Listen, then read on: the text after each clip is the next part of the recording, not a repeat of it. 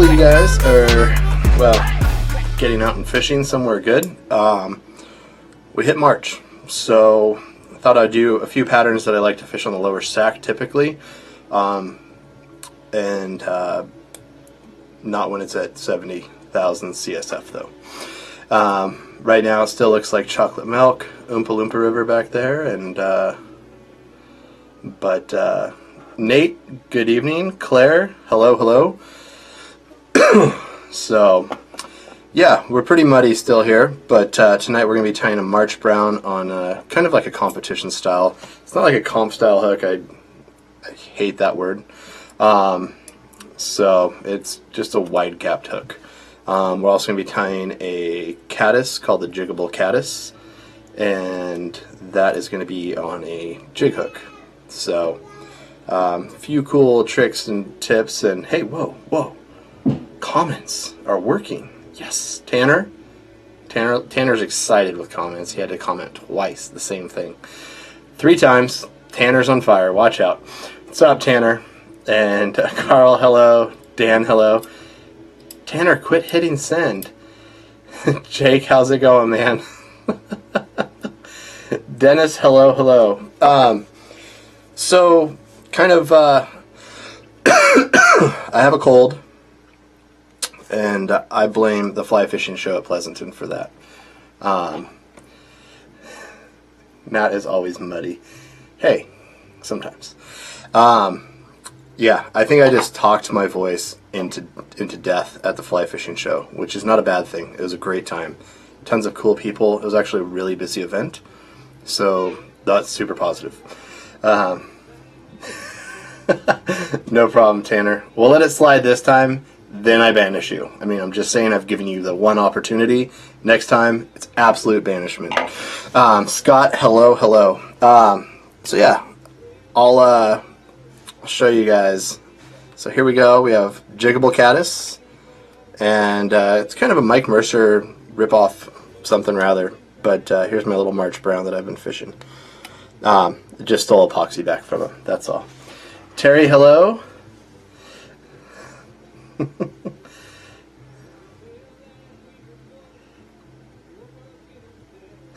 Right on, Bobby, that's pretty cool. Mike, hello. Russell, hello. My goodness. Mike Schrader, hello. Yeah, the lower sack is almost in the backyard for quite a few of us. So before we get started, I'm going to do a trick and tip that I tried to do it when we were tying the fly, which I'm going to start off with the little March Brown pattern. Wouldn't make sense. It would just be really tough. Okay, John, good evening. Hello and welcome. Alright, so I'm going to zip the camera down here, and I am not the straightest of line cutters. So, Luke, hello, welcome. So, a lot of times we get our thin skin, our pheno skin, skinny skin, whatever you want to call this stuff. I'm using the pheno skin tonight because that's what I buy. So, a lot of times you're going to be sitting down, you're going to be, filling a box with a fly. And you don't want the backs to change. So, my quick tip and hack that I like to do is, I stole this from my wife, is this is a paper cutter. So once you get it in there where you want it, you just slice or dice, and you'll have a full thing of awesome pheno skin to work with. And so it's a good little trick. I think these things are like $10, but if you're doing a lot of wing cases, could be worth the $10 worth of not having to cut things. So we'll throw that up here. Anyways. Thanks, Mina. Appreciate it. Edward, good evening. Luke, what up? All right. Okay, I'm caught up. Look I've done well. I've done good. So for our first pattern, we are, look at that, shirt's like super green. Enhance. Perfect. For the first pattern, we're going to tie this little March brown guy, and I'll throw him in there so you guys can get a sneak peek at it. And I'll explain to you why it's tied the way it is here. So I'm just getting my dubbing ready. So this is kind of a bigger March brown. I'm using a size 10 hook, but I'm not using the whole hook. I just want the hook gap. Kind of like I explained, wide gaps and jig hooks, 5-year-olds catch more fish. If it works for the 5-year-old, typically I think it should work for us older people as well. It's just my thought process. So, and I'm going to call that a 1/8 inch bead.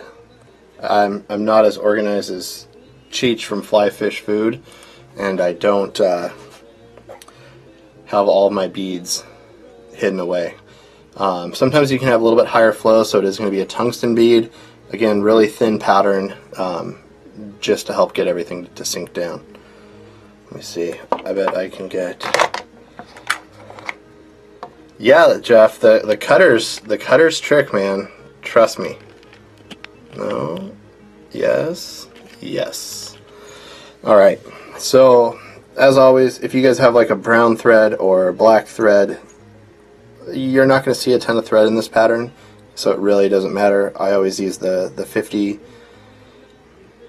and you can see it's not a very big fly. Not a lot of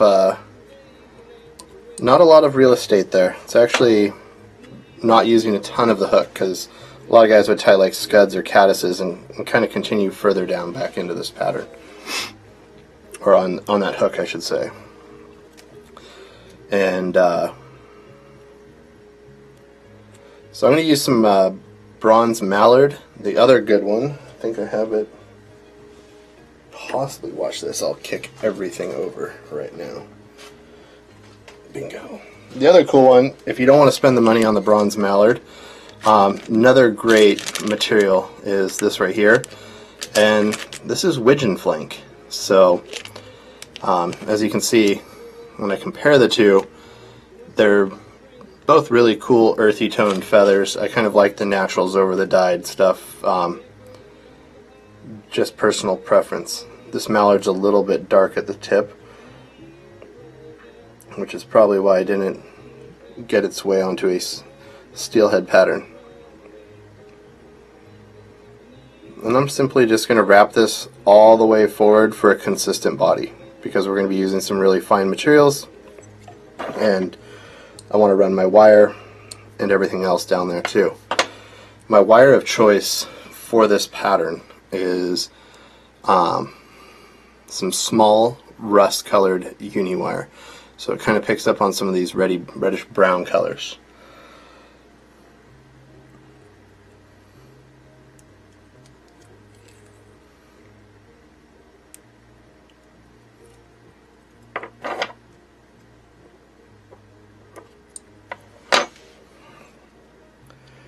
And I'm just simply going to use this small uni. I'm going to do a few wraps just to hold it in and leave it out the back. If you guys have noticed, a lot of my patterns are tied using this stuff nowadays. Oh, Edward, that wasn't it wasn't a bad question. It's a Daiichi 1150. I apologize. I sometimes forget to say things. So, it wasn't you, it was me. So you should probably just smack me upside the head or something. It'd probably work out better. Let's see. Why do some hooks have a bend in the eye and some are straight? I think it just depends on the style of hook and how you want the fly to ride. Obviously a jig hook's going to have a bend to make it keel or ride a certain way. Some nymph hooks have a downturned eye. It's just really based on the style of hook. I have never ever personally noticed an advantage or disadvantage to either one. This one has a slightly upturned eye. I like this for swinging, like a swinging flies, or for like a caddis pattern, just because I feel that it pulls the body of the fly into a different angle. Do I think it makes a humongous difference? No.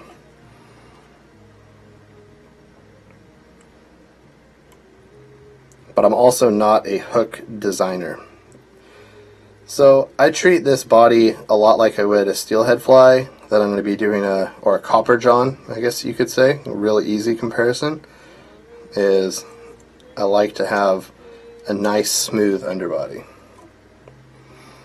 Now this will be a little bit counterintuitive, but I actually pull the wire first and make my segmentation my initial assault here when building this. Not worried about the reinforcement side of things, and I'll explain that when we get there about reinforcing on this fly.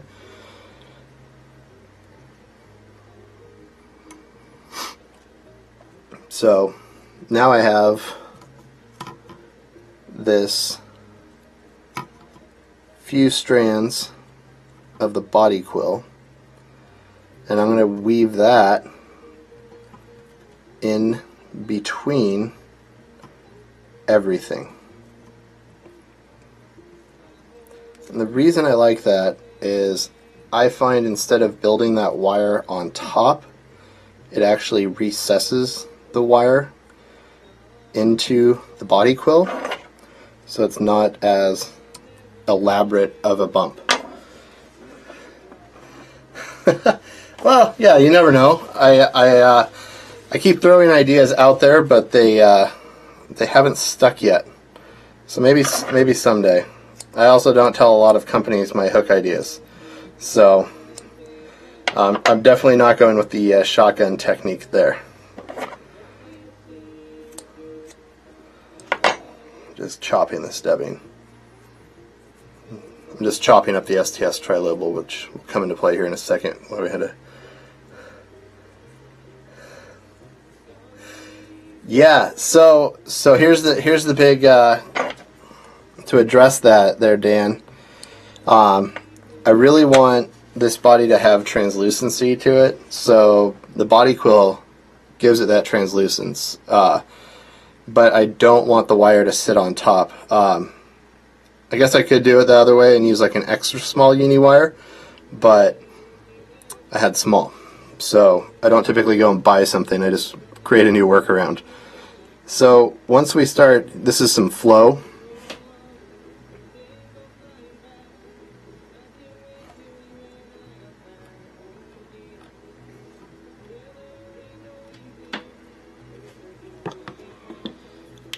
And once I put the flow on there, I don't bring it above the ridges of the wire.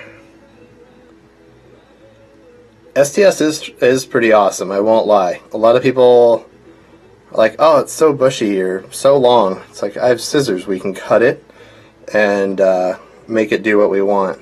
So once we thoroughly bake in there, you'll notice that there are no more ridges. And I put more than 3 tails on there because last time I checked, trout don't really have a formal education, so I don't believe that they can count. So that's the reason there's extra adjunct tails on there. Plus, if like you lose them, like lose like 3 tails, you still have tail. So if you guys like doing like anatomical trout patterns, you're more than welcome just to throw 3 tails on there. Works just fine. So for our wing case, and this is where we kind of poach off of Mike Mercer, we're just going to do a piece of flash first. And this is like hyper similar, like, you know, John Barr got this for the Copper John. It was a Mercer thing, I think, originally. So, and we're going to have good old Mercer back on here again. Does it matter what color of wire then? You know, I'm just using this this rust color to kind of play on some of the reds and browns in the March browns and provide like a segmentation, but not like really harsh like you would see with like a black wire or something like that. And but yeah, I mean, I'd recommend if you wanted to tie marsh browns, I'd say that rest color is really, really important. I found, at least. I'm sure you could do a copper or something like that and have still have a great fishing fly. Remember, 90% of this comes down to presentation. So I'm going to take our pheno skin here.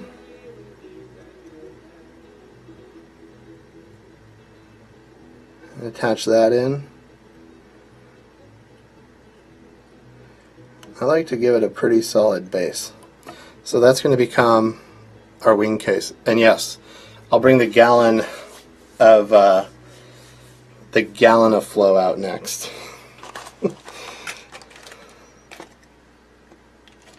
So I just have some CDC. It's nothing. It's not the super Gucci. It's just bulk CDC. Junky old bulk CDC feathers.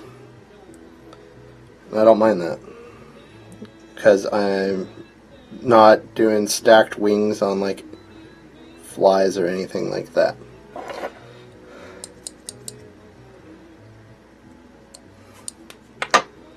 So all I do to my STS is, so I have my STS here, and I'll show you guys some of the original.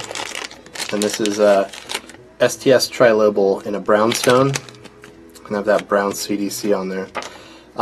You can see it's a really long fibered dubbing.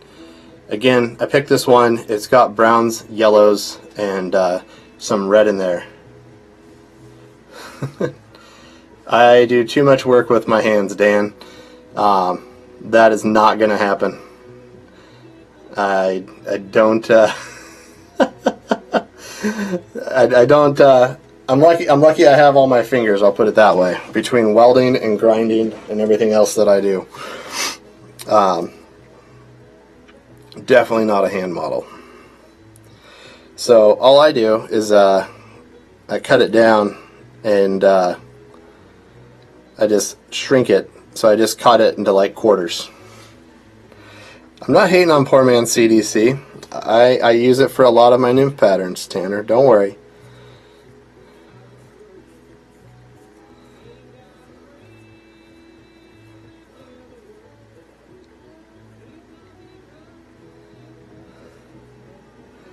So I'm just going to dub just a little abdomen here.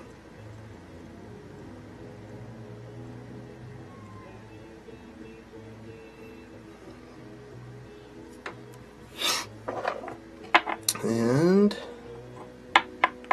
there it is.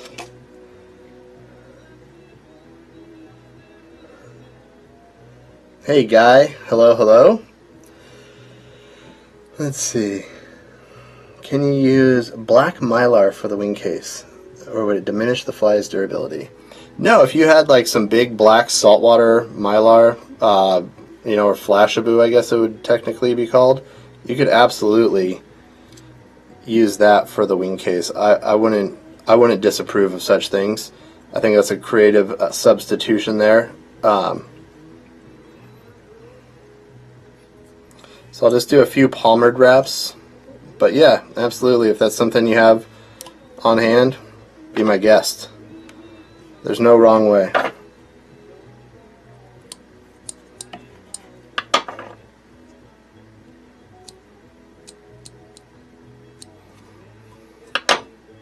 So next we'll pull the wing case back over.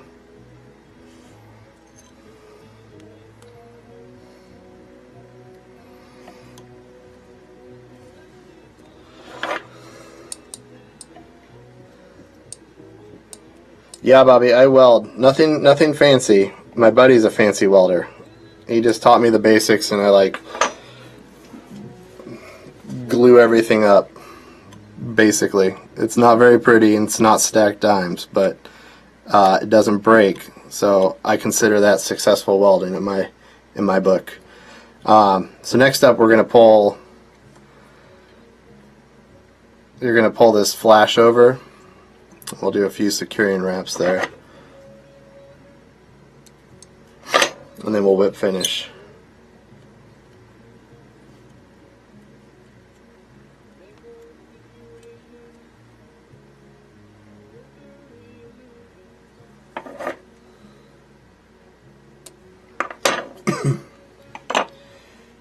Let's see. Usually I got a little dark pen, but it's not going to matter. So next up, I actually trim these guys back quite a bit. I'm not worried about how the tips of them look. I just want them to be kind of wild.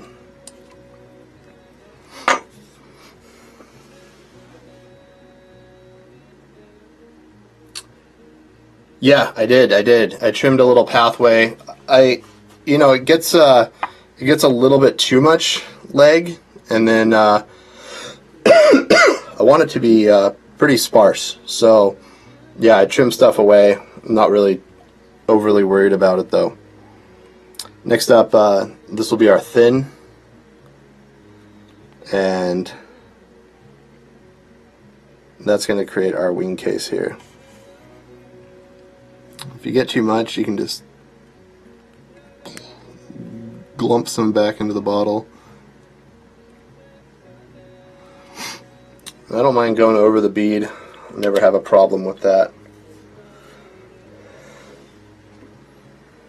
And then we'll just turn on the Easy Bake Oven.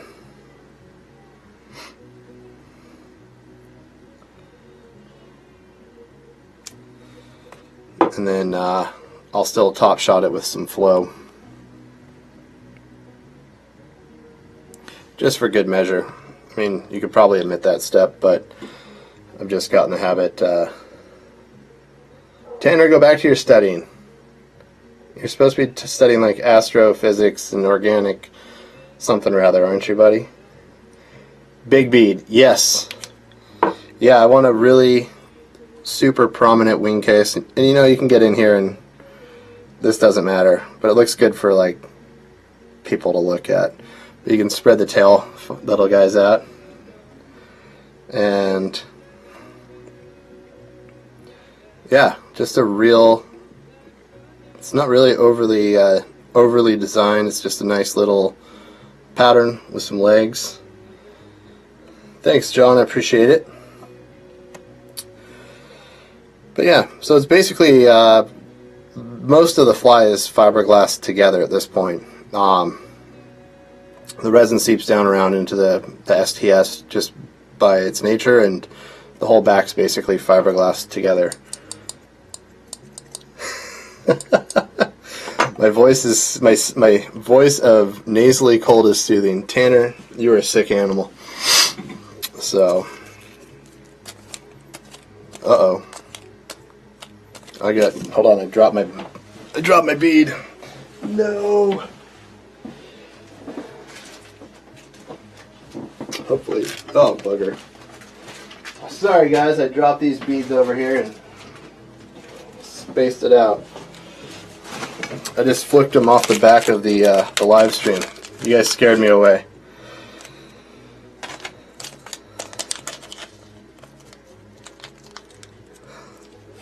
Thanks, Carl.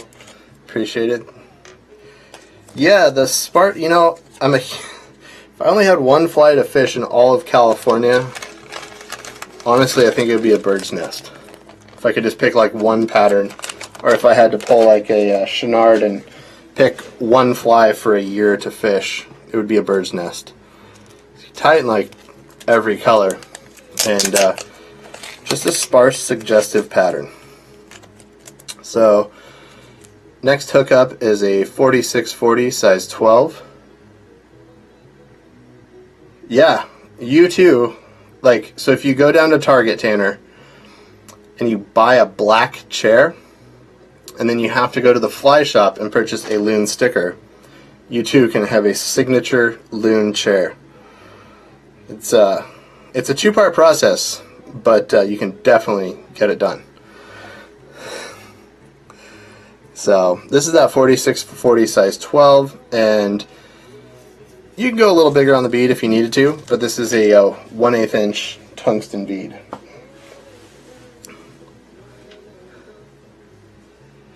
It is. It is. It absolutely is. Bird's nest anywhere is a winner. So I'm going to do a little work on this fly, and I think I forgot to mention this. You don't have to do it, but this is just a 210. I chose green because it's easy. And I'll show you what I'm going to do here. So I just start and I just build a little bit of a body here.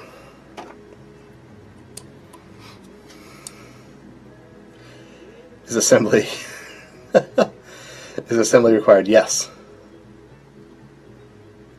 Guy, that's a good idea. Bomb has been fishing well. I've heard pretty decent reports, and yeah, it'd be a great option. Cowbird's nest is the most awesome fly. It is. You can swing it. You can do anything. You're right. Nate does not work well with a mesh back chair. So, alright, where are we at here? Perfect. So I'm going to take, this is just a piece of crystal flash. You guys can see it's pretty standard crystal flash. Nothing to write home about. Cool thing too, here's another little thing I do. So if I'm tying stuff that requires, you know, if I don't want to pull out my whole thing of crystal flash, I'll pull off like 6 or 7 strands, I'll burn the ends and twist them together. And I'll just make like a little mini package that I can use for the time that I am tying a specific pattern. So I'm going to go ahead and catch that crystal flash with a few wraps and just leave it hanging there.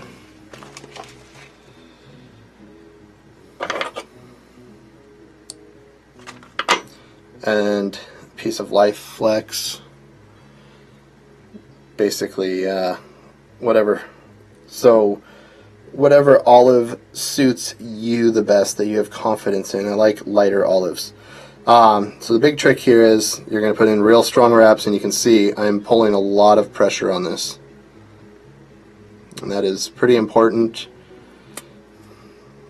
Once I get back here, it's a little trickier, but I'm going to go ahead and just wrap that in, and I'm going to go ahead and wrap back forward and release the tension on that.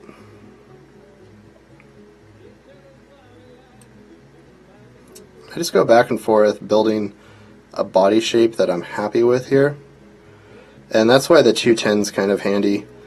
I don't usually use a lot of big thread like this on trout flies.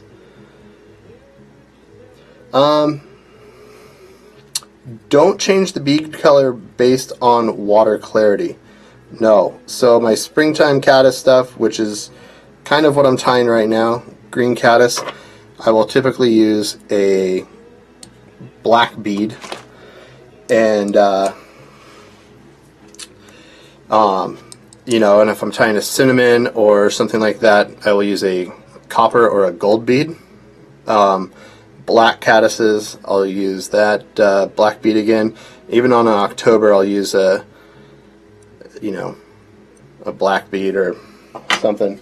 You know, and don't be shy. I mean, there's no reason you couldn't throw, like, if you're fishing really off-colored water, throw a hot pink bead or an orange bead.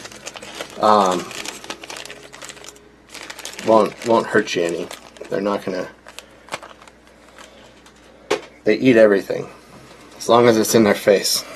Thanks, Nate. Yeah, I have a very bad tendency of once I take crystal flash out of the package in bulk, that it becomes unusable somewhere on my desk. So I get sick of purchasing crystal flash. So next up, I'm just going to use something we don't use on the show a lot, but helps make your fly very strong, which is some super glue from Loctite. And this one's a gel version, so it's a little bit thicker. And you can see I just put a dab up top, very light coat on the bottom. Oh, trying to burn out. It's dry. Couldn't do it. I just hear cars outside. Sorry. Okay, so a lot of times on a lot of my bodies with super floss, I pull it really tight. With this guy, I don't want a very tight body. I want it to be a nice, loosely built body. Hence the super glue.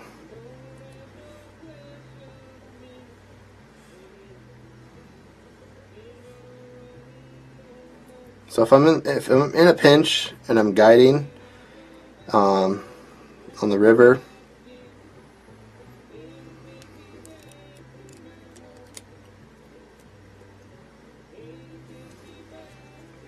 you know, you can just not do a gloss covering on this, but and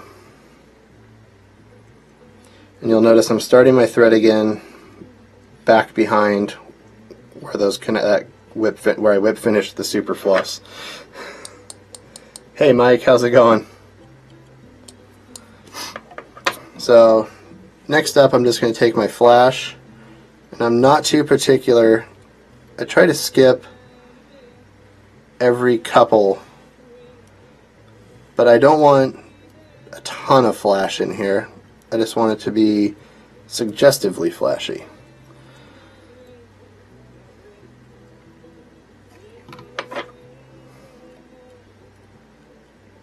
And you'll notice I tie the whole fly just like it was like a normal hook shank. I don't rotate it around.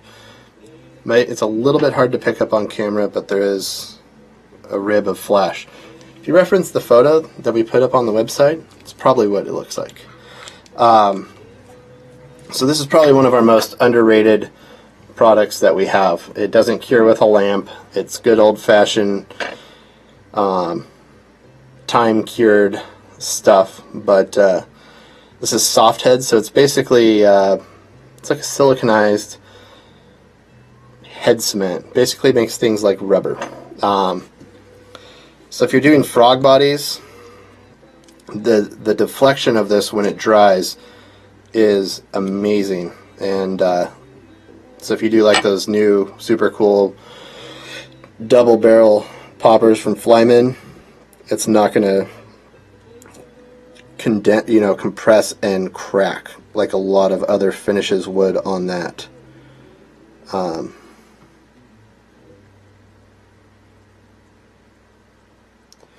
So all I do is I simply paint that on there, and it does, it does take a few minutes to dry. And if you guys wanted more segmentation, you can always use, I'm just talking about this way this dries. You can use a darker crystal flash. You could probably use a wire, but overall that's going to be a pretty bomb-proof fly, just with the fact that it's been glued together first and then wrapped, counter-ribbed with flash, and then coated with like a gummy rubber material. So all in all, it's pretty serious. Do I guide the upper sack? I honestly don't get to guide that much anymore. I used to guide a little bit more, and yes, I can guide the upper sack. I do hold permits for that. But most of my guide days are through an organization called Cast Hope, where we take kids who might live in group homes or parents just don't have time to show them the outdoors fishing. So that's most of my guiding. Every once in a while I do donation trips for organizations and stuff like that, but or if the fly shop's overflowing, then sometimes they'll call me in for backup. It's kind of hard to see for you guys, but there's definitely a cloudiness that is gone, and so that's dry now.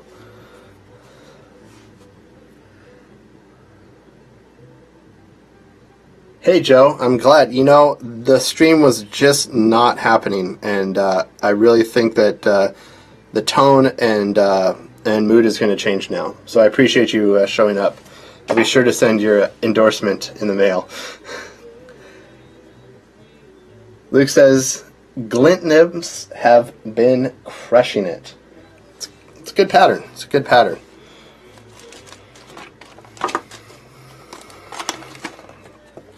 giant CDC. So again, just your garden variety CDC feather here. It's really not going to... Chompy says, cast hope, awesome, thank you. No problem, John. So it's just your run-of-the-mill CDC. It's just your basic stuff. I guess you could use it if you're really good at stacking it for some dries. I don't know what makes... I'm not much of a feather... Well, I shouldn't say that. Not much of a CDC grading person.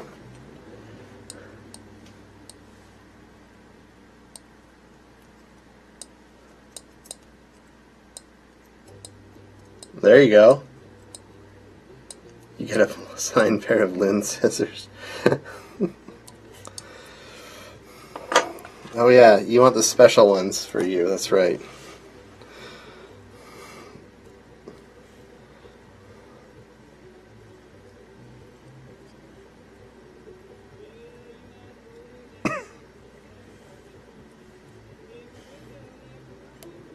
Oops. Man, did I wear those guys out?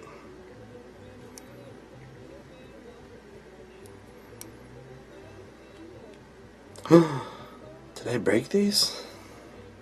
This would be a tragedy. It's like the only... I use these things for everything. Wire, dubbing brushes, everything. And if they died, I'd be bummed out. It just became your favorite fishing personality?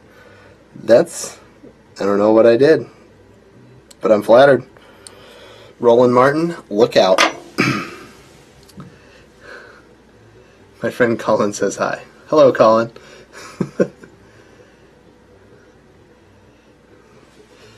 Some glint nymphs. I don't even... I think I... Well, it's just biod.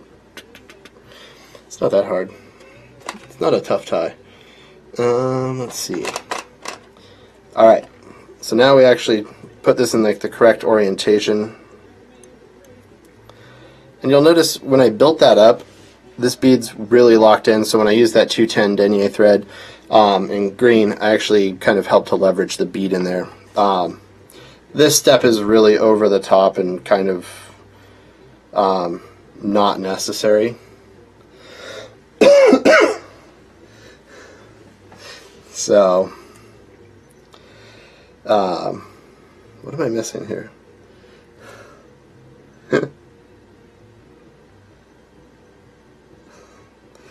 So I'm just going to use a bronze mallard for my antenna.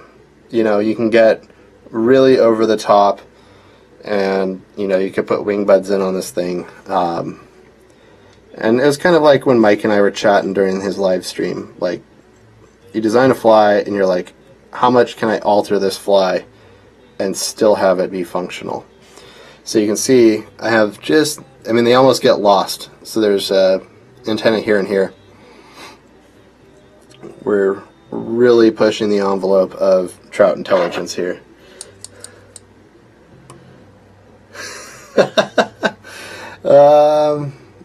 Yeah, I don't fish any of the normal stuff on the upper sack. It's I'm into, I'll put it this way, Bobby, I'm really into exploring the pullouts off the highway. And I don't think they even make the map anymore, but they used to have a map that showed what all of the trout pullouts are and how to, where, like, you know, basically mile markers for them. And when I lived in my truck, I lived on a lot of those pullouts, so pretty good times, really good times.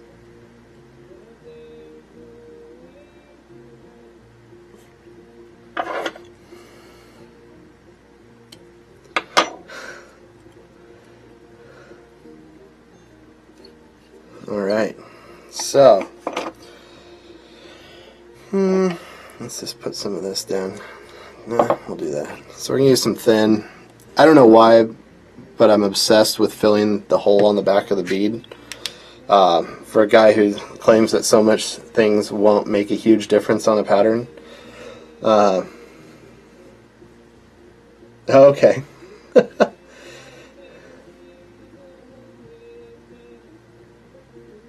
I have not looked at the feather since they shut down the spillway, but the spillway, I can tell you this, the spillway does not look good. It's pretty hammered. So, that is basically the Jiggable Caddis, and it's hard to get a good jig hook past, like I say, I don't know. This will be pro tip number 2. Binder rings for your hook sets. So these do come up to a size 10, so you can get a little bit bigger caddis out of there. But let's see. Let's zoom out and up. There it is. Let's see. Michaela asks, newbie here. Welcome. No such thing as a bad question. Don't ever be shy. Advantages of jig hooks versus a normal hook. Great question. So, as you pull on the jig hook, and the fish is, say, this is the fish face, and you have him hooked here. As you pull on the jig hook, the eye's orientation tends to bury this point deeper, if that makes sense. I'll try to. So, let's see. Come on, camera guy. It does right hook point up, but that's actually, there's a mechanical advantage. So say I'm a trout and I've just buried that into my finger, okay? And as we pull, it's, say it's in the corner of my mouth. So as you're pulling against that fish and it's attached to the eye right there, the eye is in an odd spot for me. It's in like that actually helps to pull that hook point in. So that is my theory on it. I'm sure there's lots of different theories on it. Yes, it does right hook point up. There's less tendency for fouling that way, especially if you're fishing it really close to the bottom. But I feel that it gives you a mechanical advantage over the fish, and helps bury the hook a little bit deeper. In my unscientific evidence, I saw my 5-year-old catch more fish. So, and she doesn't do anything different. Markar, 100,000 go past your house. Trout don't have fingers. Good point, Rich. Very good. Would you provide, shoved it right there? I've had enough body piercings over the years. I don't know if I'm ready for a new lip piercing or anything like that. Yeah, so I think it just provides a mechanical advantage. Kind of the same reason why I tie on... Thank you, Tanner.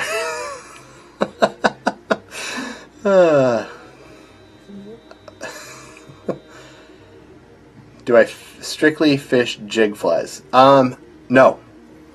Great question. Not a problem. Glad we could help you out. I do not strictly fish jig flies. So I swing a lot of flies. I swing a lot of... You don't have to bury your face in a book, Tanner. I do fish a lot of soft hackles, and thanks, Edward. I appreciate it. And those are typically not done on a jig. When I'm doing small trout space stuff and all that, I fish a lot of stuff like this 1150, which was the first hook that we tied on. Just the I don't know. I don't feel the jigs swim right. But anyways. That is all I have for this evening. I appreciate you guys tuning in. A little bit of a shorter episode. I'll try to tie some 16-way articulated something rather and take up more of your guys' evening. But anyways, as always, if you guys have any questions or recommendations for something that would help you out or help in any way for the next episode, let me know. It's just matt@loonoutdoors.com. We got a few emails after the last live stream, hence some of our springtime patterns tonight. Bob, thank you much. Jeff, thank you. Appreciate it. But yeah, guys, as always, Thanks, Dennis. Appreciate it. See, I'm not going to be able to say goodbye because you guys are all so polite and nice. Thanks, John. So, another John Tupper this time. Thank you. Mike, thank you. Nate, thank you. Appreciate it. Yeah, see, Aaron wasn't here, and that's why I was so polite most of the night. Tanner kind of stepped up a little bit, though, which is good. I like it. Take it easy, buddies. All right, guys, I'm going to sign off, but as always, thanks for watching. Shoot me an email. Let me know what you want to see, and split back PMD. Done. We're on it. So, mud patterns. No, I don't have any mud patterns. All right, gentlemen. We'll talk to you next time. Have a great evening. Thanks, Curtis. Crack.